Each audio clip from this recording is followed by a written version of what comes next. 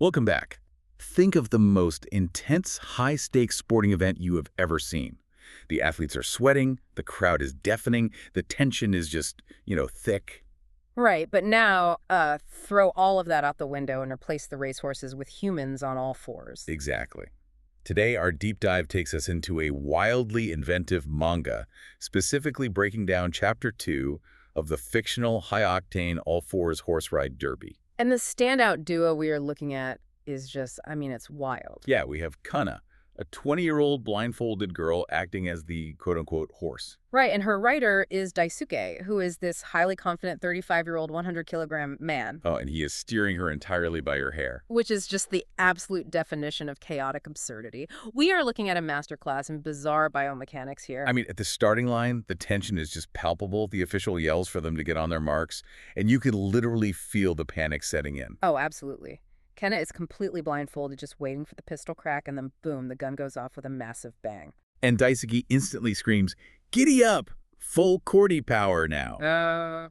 But, let's pause and actually picture this for a second. Yeah, it's honestly hard to even visualize. Right. If you've ever tried a wheelbarrow race at a family picnic, you know how incredibly hard it is to sync up. Now imagine doing it blindfolded, with a shouting refrigerator riding on your upper back. A shouting refrigerator, exactly.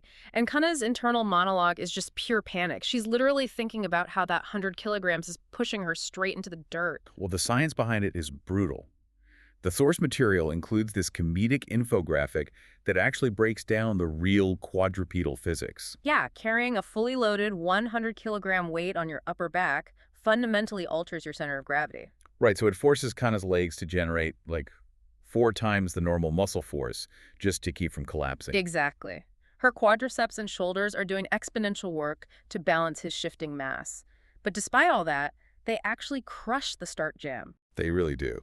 The other competitors are totally bewildered. One rival carrier is just staring in disbelief, saying, "Still pace, the old man and blind girl. Absurd." Well, here's the part that is just so fascinating. Daisuke uses what they call Hair-Rein Navigation. He literally yanks her hair to steer. Yeah, and I have to ask you about that. How does pulling hair actually translate to steering? I mean, is it leverage genius or just pure madness? Because it sounds like torture. It sounds totally wild, I know, but biomechanically it actually works on a core physiological principle, which is where the head goes, the spine follows. Oh, wow. Okay, so how does that play out here? Well, by pulling her hair, Daisuke is physically forcing Kana's head to tilt, and this artificially shifts her center of gravity. I see. So to avoid falling over, her body's natural proprioception, like her spatial awareness, forces her limbs to adjust in that direction. You nailed it. It is literally hijacking her body's automatic balance reflexes, and he even digs his knee into her side to counterbalance. Which gets this huge primal yell from Kana. But they manage to perfectly weave through traffic, achieving what the text calls a precise coordinate. Yeah, and Kana isn't even trying to think about where she is anymore. She's just surrendering entirely to the physical tension in the ground field. It's an insane level of physical trust. And the crowd absolutely loses its mind. People are screaming that Kana is a monster because her stamina under that load is unbelievable. Right. They hit what Daisuke calls maximum blind speed, but then they face their ultimate test, which is a massive bottleneck jam approaching a sharp corner. And right in the middle of this deafening crowd, Daisuke declares a terrifying strategy. He switches to zero verbal navigating. Complete silence. Which is wild. So Kana has to rely purely on physical cues, pull left to dodge left, pull right to dodge right. Exactly, and pull firm to go straight. Right, and this introduces what the source material actually terms torque coordinate mechanics. Oh, okay, so how does that work without the verbal commands? Well, he's basically using rotational force-like torque through the hair reins. It all builds to this massive multi-turn strategy. I see. He executes this huge tug, and Kana just leans into a deep curve, telling herself to just trust the tension.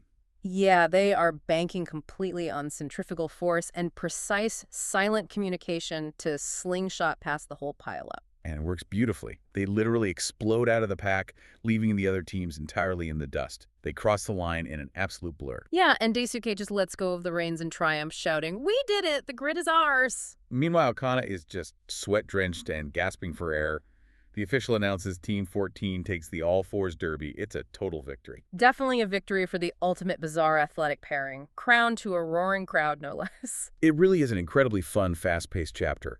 But, beneath all the comedy, it really makes you think. Oh, for sure. Like, if a human body could be steered through absolute chaos at a full sprint, using nothing but tension reflexes and blind trust, what does that say about the untapped potential of sensory deprivation in real-world extreme sports? Oh, that's a really interesting point. Right. I mean, if you strip away sight, could our body's other physical instincts actually make us faster? Hmm? Just something for you to chew on next time you try a wheelbarrow race.